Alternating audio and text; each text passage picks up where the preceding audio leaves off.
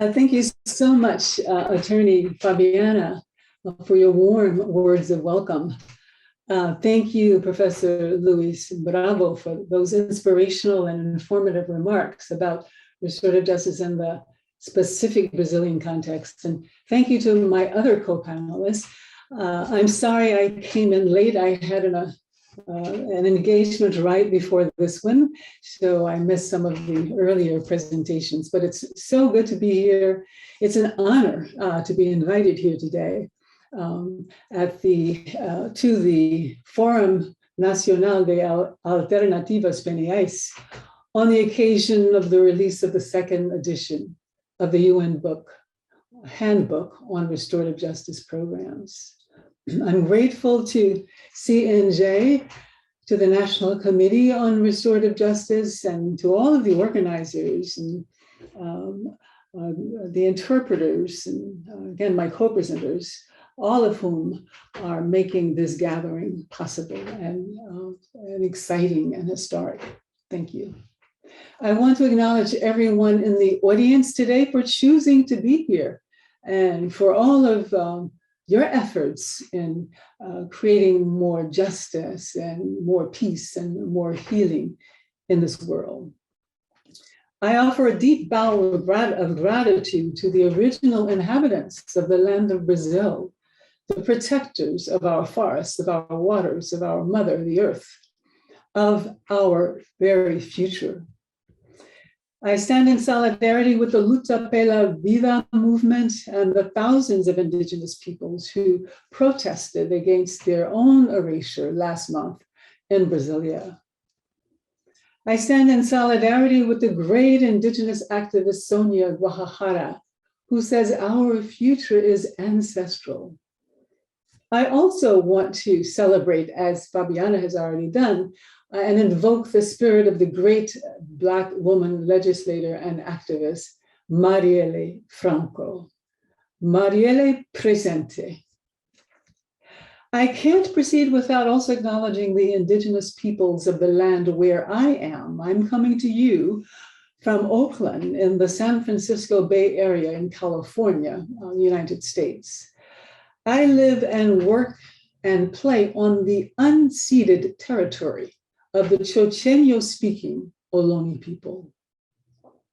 Especially since the awakening and racial reckoning that has been catalyzed by the public lynching of George Floyd in May 2020, we in the United States are making it a practice to open up public gatherings such as this one with a land acknowledgement and with an honoring of the indigenous inhabitants of the land. We do this for a few reasons. One, in indigenous cultures, the land does not belong to us. We belong to the land. She is our mother. She nourishes, sustains, nurtures us.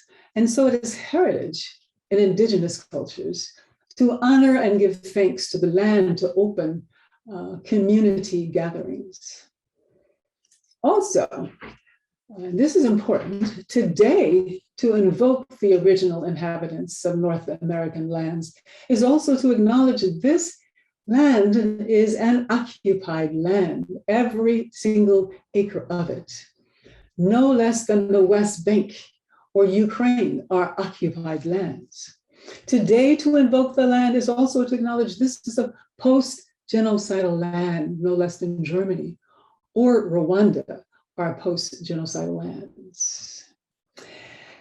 And to invoke the land and its original inhabitants today is to acknowledge that just as with slavery and the slave trade, these birth traumas, we have yet as a nation to fully recognize, take responsibility for, and take reparative action for the colossal harms of colonization, genocide, land theft, and all their living legacies. Brazil and the US share common experiences of racial injustice, social injustice, both past and present. So today I will share stories about restorative justice's emergence and growth in the US since the mid-1970s, particularly in respect to its intersections with mass incarceration, youth justice, and racial justice. Hopefully, sharing some of our experiences in the United States will be helpful for you in Brazil. The UN manual in future editions might be expanded to give more attention to this more intersectional approach. First, although I know that all of you are quite conversant in the principles of restorative justice, I want to just briefly review them to get started. In the last 4.5 decades, a new paradigm of justice has been emerging on the stage of human history. A justice that seeks not to punish, but to heal. A justice that is not about getting even, but about getting well. Restorative justice views punitive responses as unacceptable because they set into motion negative feedback loops of violence and counter-violence. Punishment is a mere variant of the original harm, resulting in the destruction of community safety nets and social breakdown. As Dr. King put it, darkness cannot drive out darkness. Only light can do that. Under the retributive, prevailing justice approach of the criminal justice system, if I hurt someone, this creates an imbalance in the scales of justice. And the only way to rebalance the scales is for me to be harmed, is to hurt me. So we respond to the original harm with a second harm. Our actions model precisely the behavior that we condemn with our words. Our system, ours is a system that harms people who harm people, presumably to show that harming people is wrong. Trauma science teaches that harmed people go on to harm other people or themselves. And so our system replicates, reproduces, and you might say metastasizes harm. Indeed, culturally, since the rise of colonialism, genocide, land theft, and slavery, we have been deeply acculturated in harm. We have become experts, albeit unconscious experts, at harming our bodies, our spirits, our families, our children, our communities, our fellow human beings, harming our earth, our air, our waters. History, at this inflection point, is calling upon us to become healers, all of us. History is calling us to create healing social structures to replace the structurally racist and structurally violent systems that dominate our world. So restorative justice offers a worldview and toolkit to help us do this. Applied in the justice system, schools, and communities, restorative justice interrupts these endless cycles of harm through community-based accountability processes that repair the damage and does so in a way that is consonant with indigenous wisdom, with great wisdom, healing wisdom traditions. In indigenous languages, there's not even a word for prison. Though human beings are inherently good, in African and other indigenous views, they make mistakes. Justice making, rather than an occasion to inflict punishment, is an opportunity to learn, to grow, to re-emphasize positive social values and bonds. It may also be an opportunity to identify and redress problematic social conditions that often give rise to these interpersonal harms. In many ways, restorative justice sort of boils down to the different ways that humans usually respond to conflict and harm. Retaliation is the first way. Some of us strike back in vengeance. But that only replicates pain and violence, as we just discussed, concerning the retributive justice system. Avoidance is the second way. Some of us are conflict averse and avoidant. We want to push it under the rugs. We go into denial about it. But avoidance doesn't work either, because that hurt, that conflict becomes a wound that just festers because it's kept out of the daylight. It's in the dark. It spreads and grows. So in addition to retaliation, avoidance, the third way is leaning in to the conflict. Leaning in allows both parties to grow and learn from their mistakes. Leaning into conflict allows us to heal harm and learn to live together. Of course, our criminal injustice system responds in the first way with a second harm. It adds to the collective energies of violence throughout the world. Our culture responds in a second way by sweeping under the rug and being in collective denial about the massive traumas of our beginnings, the massive crimes against humanity, the human rights abuses.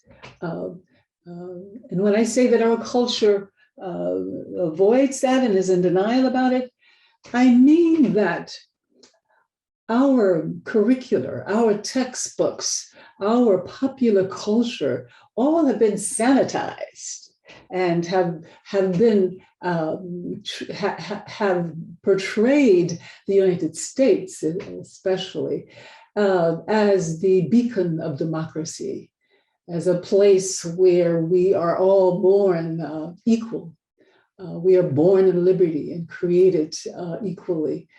So that denial of who we truly are, of our shadow, has led to perpetual reenactment of those birth traumas.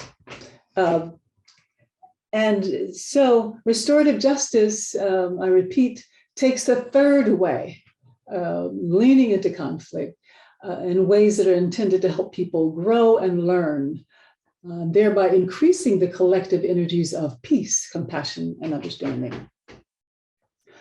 Now let's take a look at mass incarceration, its historical origins, and how restorative justice and other movements are interrupting it here in this country.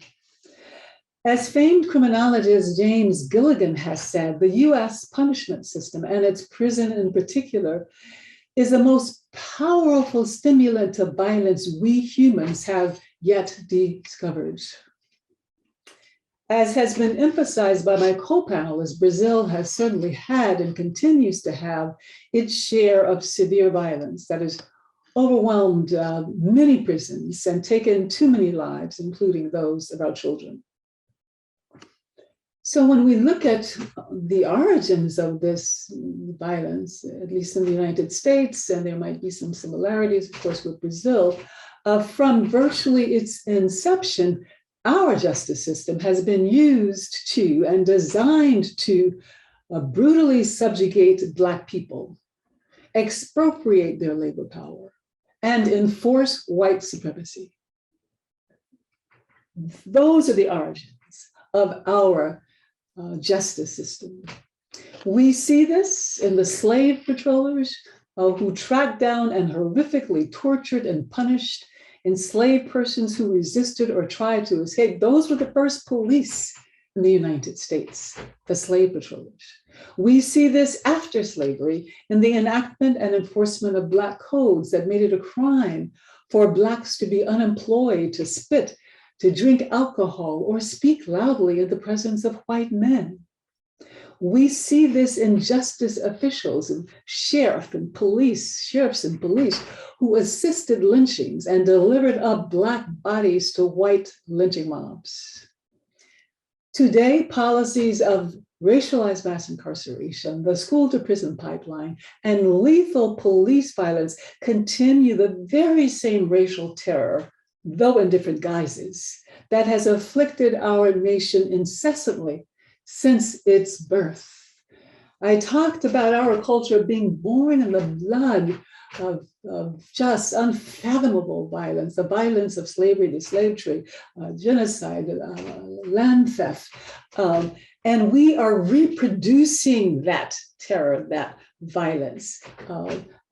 Over 400 years, we have been, and that explains to a large extent why we have so much violence in the United States, why we have such a high rate of incarceration in the United States, why we have so much gun violence and so many mass shootings. So today's US punishment system is the progeny of these horrendous and harming and traumatic histories that we are just beginning finally to reckon with in our nation.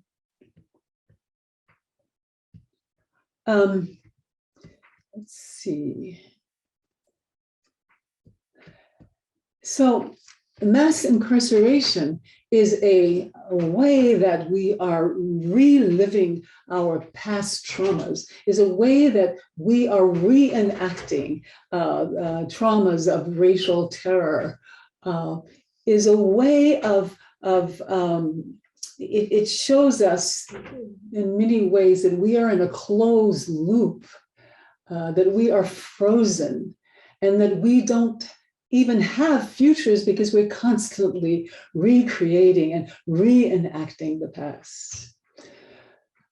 So let's look at how mass incarceration is a way that we relive these pains today. Incarcerating at a rate without equal in the world, the US comprises about 5% of the world's population, yet almost 25% of its prison population. In the last 4 decades, we have seen a 500% increase in incarceration, although that is beginning to level out and even decrease today.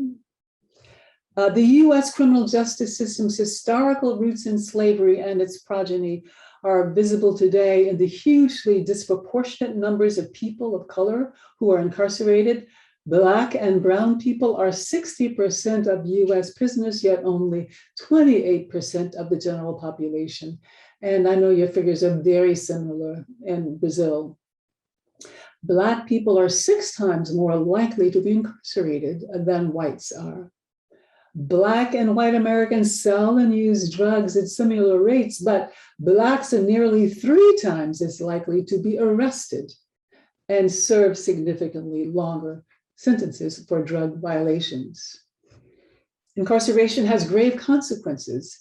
Imprisonment for 1 year takes 2 years off of one's lifespan in this country. It reduces annual wages by 40%. And more than 6 million currently or formerly incarcerated persons are denied the right to vote and legally discriminated against in employment, housing, education, and public benefits. And akin to slavery, the impact of mass incarceration on families and on children is most devastating.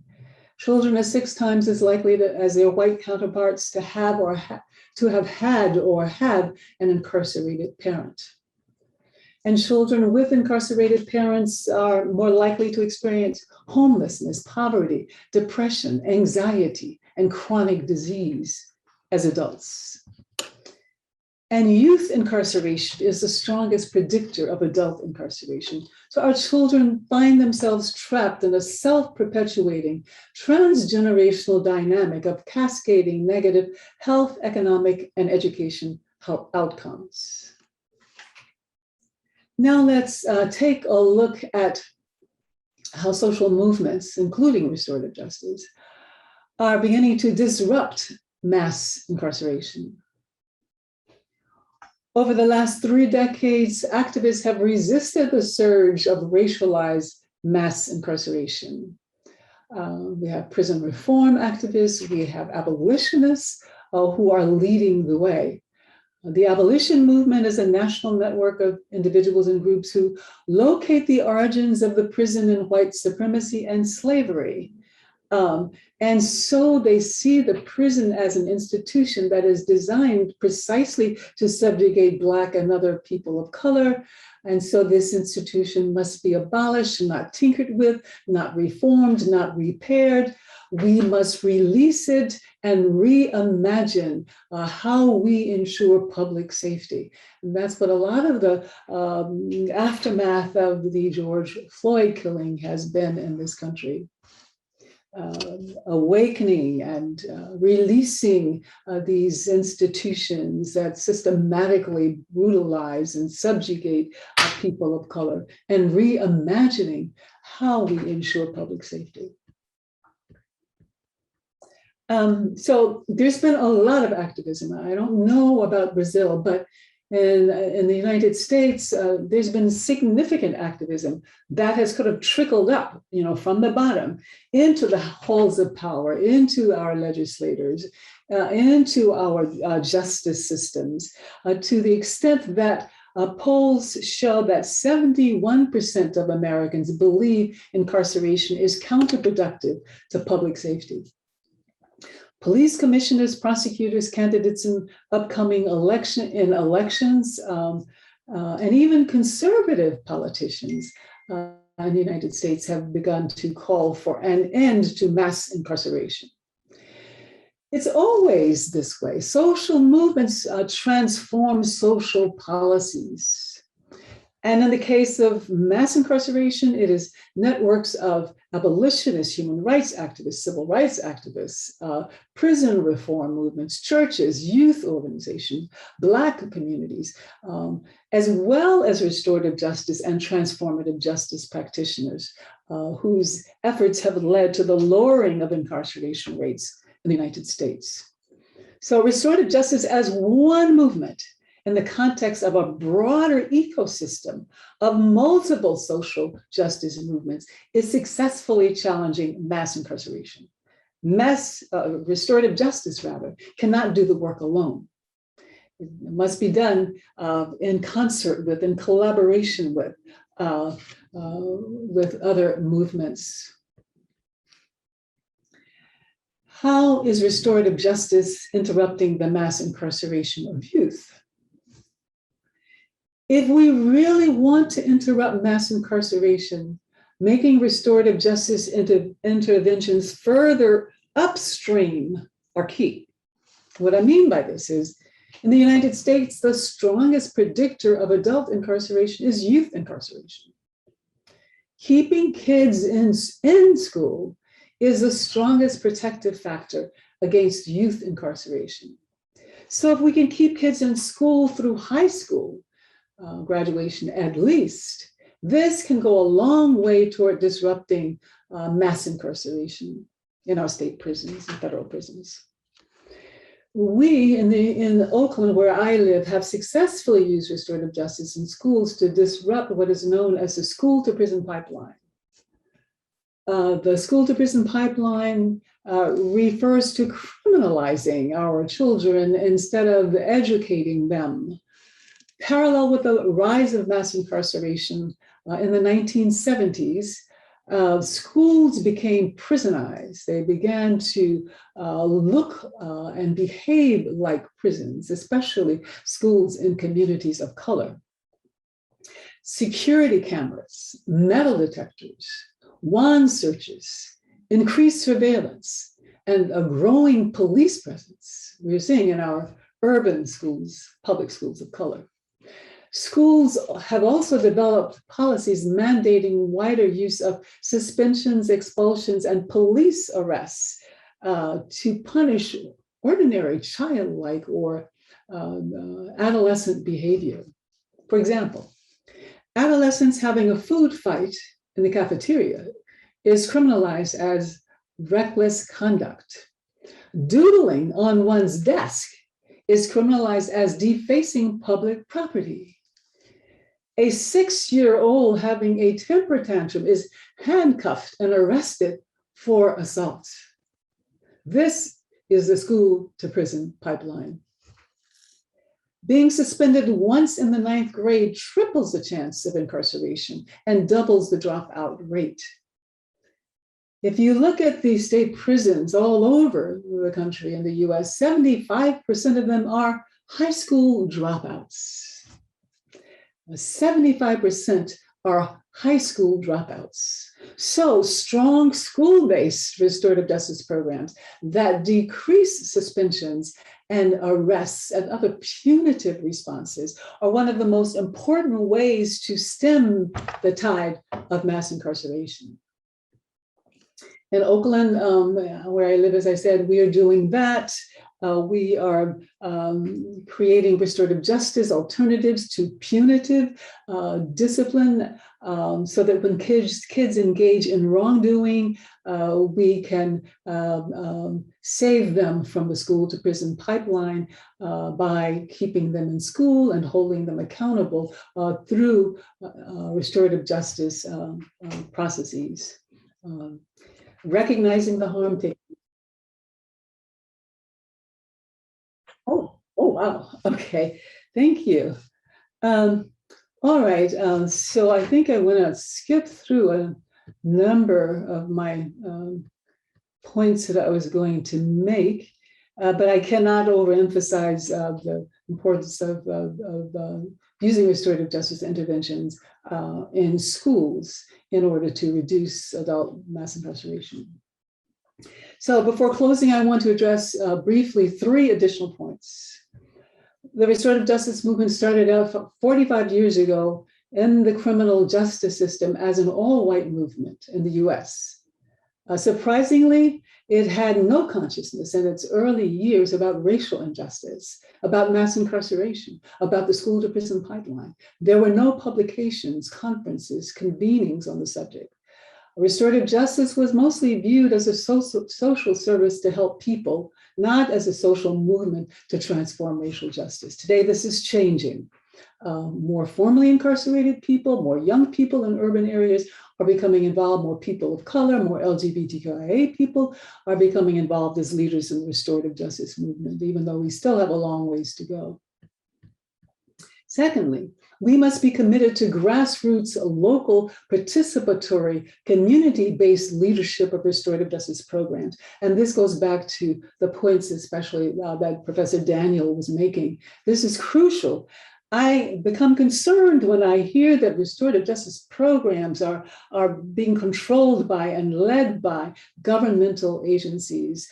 Don't get me wrong, ordinary citizens need to do this work together with governmental entities in partnership with prosecutors, courts, judges, and other justice professionals. That's essential, but it is equally essential that these programs are led by ordinary people and not systems dominated. And this is consistent with the core radically democratic principle of restorative justice. And that is restorative justice shifts the locus of the justice project from systems, experts, and professionals to ordinary people, and particularly to persons that are most negatively impacted by it. So it's so important for there to be people like women's groups, landless organizations, indigenous organizations, Black organizations, violence prevention groups, youth organizations, LGBTQIA or churches, activist groups who are leading these restorative justice programs in partnership. Governments need to share power with the grassroots. If we are to create new approaches to justice and public safety, we can't do it through programs that are shaped and controlled by systems of very systems that are steeped in white supremacy, racial terror, and hierarchy. As Einstein said, we can't solve our problems with the same thinking that we used when we created them. And Audre Lorde says, we can't dismantle the master's house using the master's tools. So in closing, I want to say that we live, again, in a culture and a world of just unfathomable harm and unfathomable injustice. And we need to become better at engaging healing ways of being present to one another and to the earth. So we need not only justice, we need healing. They are equally important. It's a non-binary proposition. If we are to move into a future, we need both. And I'd like to end with a quote from Dr. King: "Power without love is reckless and abusive. Love without power is sentimental and anemic. Power, at its best, is love implementing the demands of justice. And justice, at its best, is power correcting everything that stands against love." Thank you so much.